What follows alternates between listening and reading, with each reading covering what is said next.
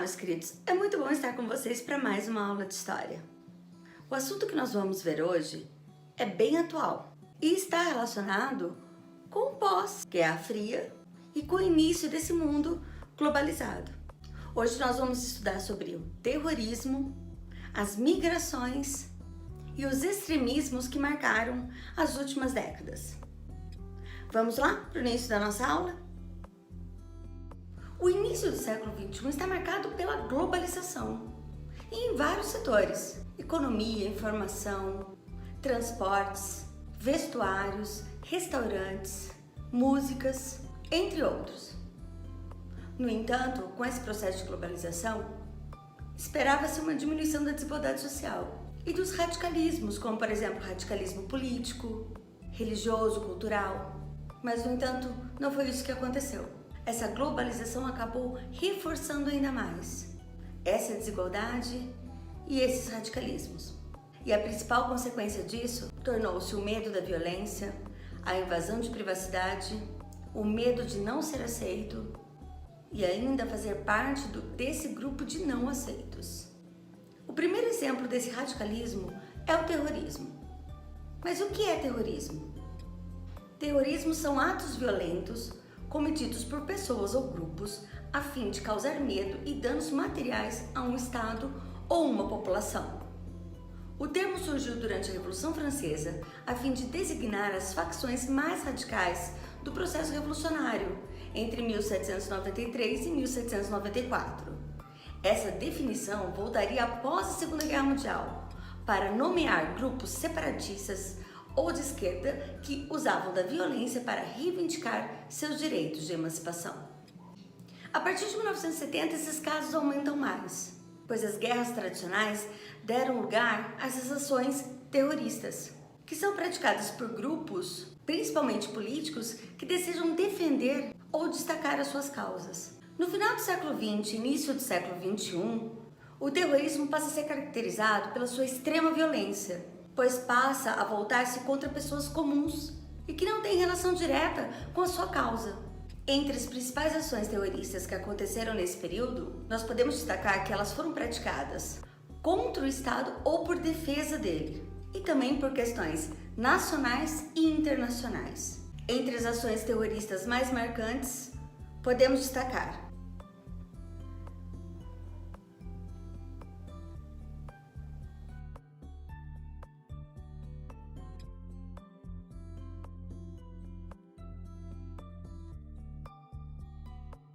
Nas últimas décadas, as migrações também passaram a ser mais intensas.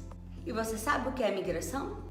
Migração é o deslocamento de pessoas de uma determinada cidade, estado ou país, sendo uma migração internacional, para outro local. A migração não é um fenômeno que surgiu na atualidade. Na verdade, as migrações sempre ocorreram no decorrer da nossa história, principalmente devido a guerras, violência e falta de condições de sobrevivência. Eu trouxe para vocês alguns exemplos de migrações que estão acontecendo na atualidade. Os sírios fugindo da violência devido à guerra civil que está acontecendo no seu país. Os mexicanos fugindo da violência causada pelo tráfico de drogas e pela pobreza. Os haitianos que fogem da destruição causada pelo terremoto. Os africanos que fogem da fome dos grupos extremistas que atuam em diversas partes do continente. E as imagens que eu trouxe agora são bem marcantes. Nessa primeira imagem, a gente vê as condições precárias a que esses imigrantes se submetem e o risco que eles correm. Na tentativa de encontrar um lugar melhor, eles fogem em qualquer tipo de embarcação e muitos não conseguem chegar vivos até o seu destino. Recentemente, essa cena chocou o mundo. Essa criança estava com os pais fugindo da Síria, mas ocorreu um problema na embarcação e todos morreram. Aqui a gente consegue observar os africanos saindo de regiões que estão vivendo crises internas, guerras civis e partindo com tudo que tem na busca de um lugar melhor. E por fim a gente vê a imagem de alguns mexicanos tentando passar o muro que foi construído entre o México e os Estados Unidos. Muitos dos países ricos não querem receber esses imigrantes para não se tornarem responsáveis por eles. E alegam também que a economia e o trabalho serão afetados. E é por causa desse tipo de pensamento que começaram a surgir muros, da tentativa de impedir essa migração.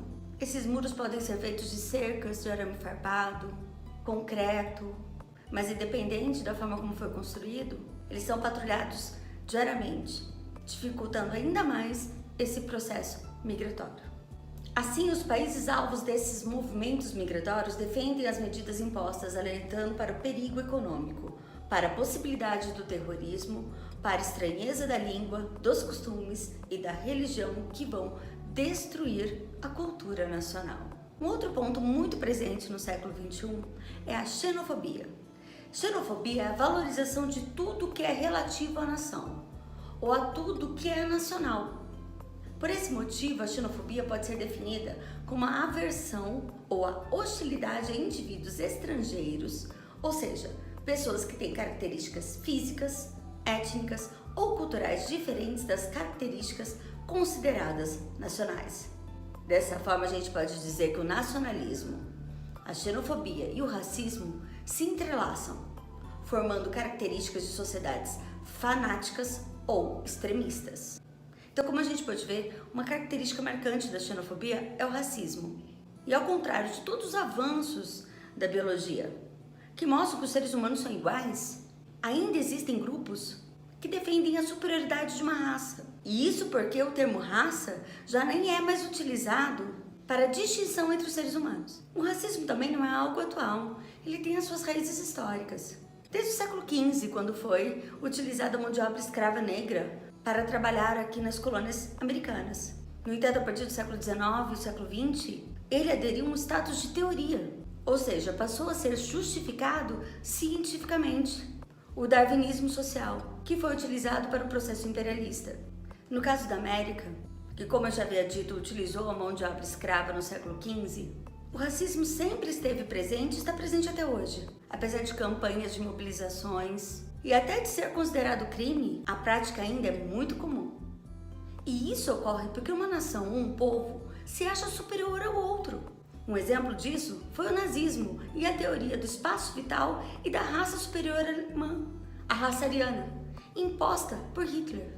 E isso foi tão forte que Hitler não só determinou quem era considerado alemão pelas suas características físicas e por sua origem, mas também ele decretou a morte de todos os outros. Mas aí você pode me falar, professora, mas o nazismo já acabou, foi em 1945, com o fim da guerra. Infelizmente não. No final do século XX surgiram os neonazistas, que continuavam a pregar a superioridade dos brancos, a inferioridade das outras etnias e a negar o Holocausto. E esse radicalismo que cresce no mundo só faz surgir mais grupos neonazistas. Um outro grupo também racista e que marcou a história dos Estados Unidos foi a Ku Klux Klan, que foi um grupo segregacionista que tinha de seus objetivos pregar a supremacia ariana e a perseguição a negros, indígenas, judeus, asiáticos, entre outros. E apesar dos Estados Unidos já ter eleito um presidente negro, Barack Obama, esse grupo ainda existe e atua em diversas partes do país. Mas o pior de tudo é que essas teorias supremacistas não se justificam pela ciência ou sequer por um mínimo de observação mais atenta. E o racismo no Brasil? Também existe. Apesar de sermos considerados como uma sociedade cordial, pessoas sempre muito bem-humoradas, simpáticas, não tem como negar que a escravidão deixou sequelas, e sequelas profundas em nossa história e nas nossas relações sociais. É fato afirmar que a sociedade brasileira nunca foi justa para todos, e muito menos igual em oportunidades. Negros, indígenas e mestiços sempre sofreram com a discriminação.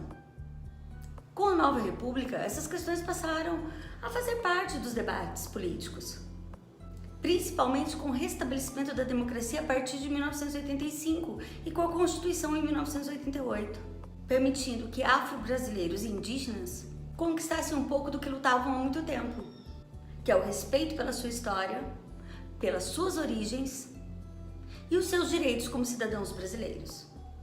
No final do século XX, começo do século XXI, muito se avançou no estudo da pobreza endêmica, das condições de vida dos negros, dos indígenas, das populações rurais, das mulheres, dos jovens e etc. Nas últimas décadas foram tomadas várias medidas contra o racismo no Brasil.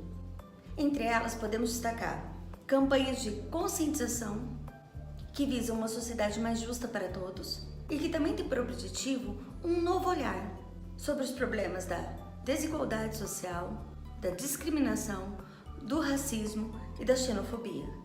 Além disso, racismo e xenofobia são crimes tipificados na Constituição brasileira, com penas previstas de 2 a 5 anos de cadeia. E isso vale para qualquer pessoa que cometer discriminação ou preconceito de raça, cor, etnia, religião ou procedência sexual. Dessa forma, podemos afirmar: racismo é crime no Brasil. Mas, infelizmente, nem todos são punidos. Muitas das pessoas agredidas não têm coragem de denunciar e ainda existem muitos casos que ficam impunes, permitindo que isso ocorra com frequência ainda no nosso território. No que diz respeito à questão indígena no Brasil, eles sempre lutaram e continuam lutando pela sua inclusão no projeto brasileiro de nação. Também, é claro, pelo respeito e pela preservação da sua cultura. Apesar das opiniões dos brasileiros serem divergentes com relação aos povos indígenas, uma coisa é fato: a questão das terras sempre foi e continua sendo alvo de discussão, pois, infelizmente, alguns grupos defendem a exploração dessas áreas. Espero que vocês tenham gostado da aula. Foi muito bom estar com vocês. Um abraço e até mais!